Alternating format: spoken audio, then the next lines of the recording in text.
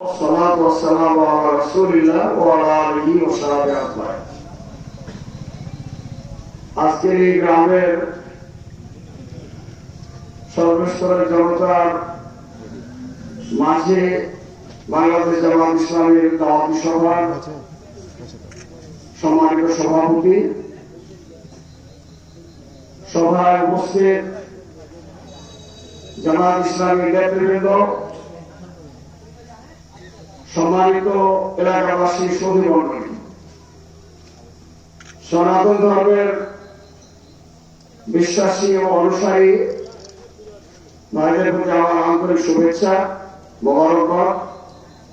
মুসলমান ভাইদের প্রতি সালাম, আসসালামু আলাইকুম ওয়া রাহমাতুল্লাহ। কথা বলার বেশি সময় নেই, একটু মনোযোগ সহকারে দুটো কথা আপনারা শুনবেন।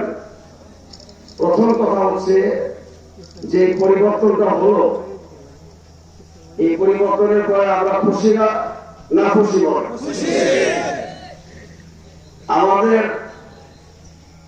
আমরা স্বস্তি ফিরে পেয়েছি, প্রকৃত স্বাধীনতা পেয়েছি। আমাদের দম বন্ধ হয়ে গিয়েছিল। জুলুম, নির্যাতন, অন্যায়, অবিচার, খুন, গম, জেল, জুলুম সবকিছু মিলে আমাদের গোটা দেশবাসীর গোটা জাতির পিছনে যাওয়ার কোনো জায়গা ছিল। একটা অগণতান্ত্রিক শক্তি,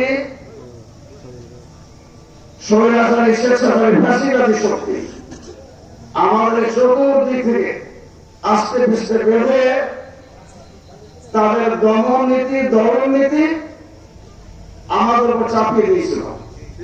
মানুষের শেষ আশ্রয়টুকু ছিল না। মানুষ কোথায় যে দাঁড়ায়?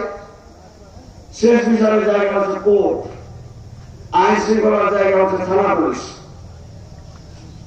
যারা আজকে আইনের কথা বলে, শৃঙ্খলার কথা বলে, তাদের হাতে পরিকল্পিত হবে তারা আইনকে ধ্বংস করেছে, আইনের শাসন বিনষ্ট করেছে, করানো হয়েছে।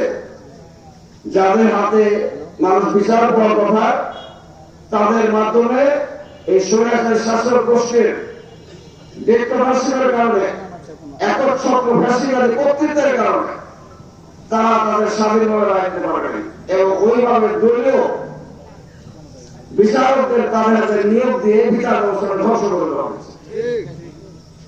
এটা তো আপনাদের বুঝতে পারি নাই। আমাদের নেতৃবৃন্দকে মিথ্যা মামলায় তারা ফাঁসি দিল। আমাদের লক্ষ লক্ষ কর্মী বাহিনী, নেতা কর্মী গুম হলো, পঙ্গু হলো, জেল জুলুমের শিকার হলো, হাজার হাজার মামলা শেষ নাই। আমাদের কোন কোন নেতা কর্মীর নামে 300-400 পর্যন্ত মামলা, আমার নামে প্রায় 53-54টা মামলা।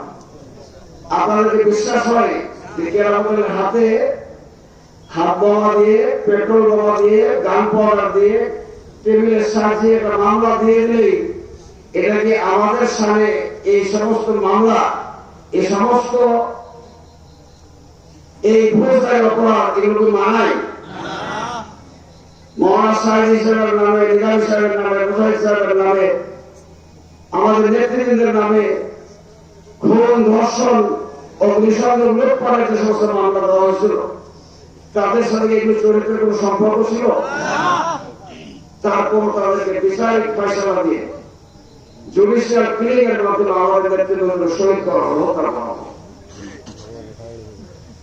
আমি আপনাদের কাছে এতটুকু বলবো, আজকে জাতির নাভিশ্বাস হয়েছিল, কোথাও জায়গা ছিল না।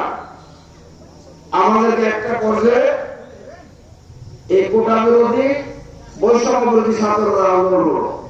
এই দাবি তো ছিল তাদের সত্য দাবি।